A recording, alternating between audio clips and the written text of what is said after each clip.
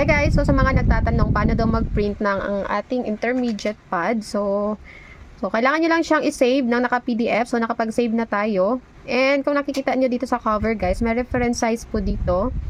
So ito yung size according to my research. So ito yung size ng ating intermediate, 200 mm by 250 mm.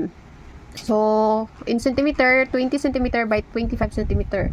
So, itatry natin yung dalawang process. So, mag-print tayo doon sa naka-precut na talaga, yung actual size na. And, try din natin mag-print doon sa bond paper na hindi actual size. So, ito, meron na akong naisalang dito na bond paper. So, ito guys, yung precut na naka-size na talaga ito sa ating intermediate pad na 200 mm by 250 mm. So, ayan, nakat ko na yan siya.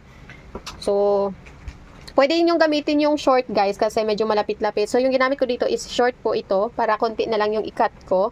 So ayan, naka-pre-cut na yan siya. And sa pag-print naman, eto sa pag-print naman guys. So ayan naka-open ito sa Adobe Acrobat.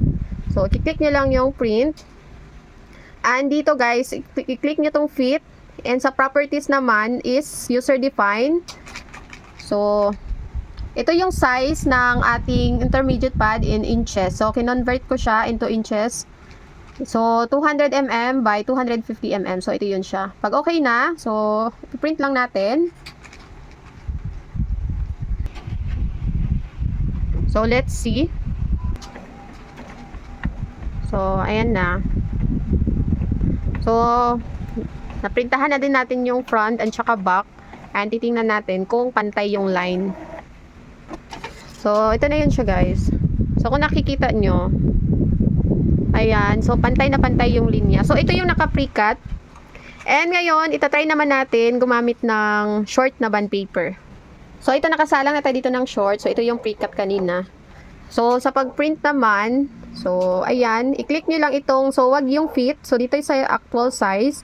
Tapos, yung properties niya, dahil short bond paper yung ginamit natin, ay, ano yun? Dito tayo sa letter. So, ayan. Actual size tayo ha, kasi short bond paper yung gamit natin. So, hindi yung naka-precut. So, ito siya guys. So, let's see the difference. So, ipiprint din natin yung back niya. Printahan muna natin yung back. So, ito guys, so printahan na natin yung back. So, kung nakikita nyo, pantay din naman yung linya niya. So, ayan. Pantay din siya.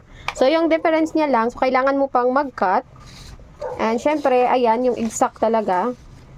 So, sa pag-cut guys, so kung gusto nyong unahin mo na mag-print bago cut, so magka-cut kayo.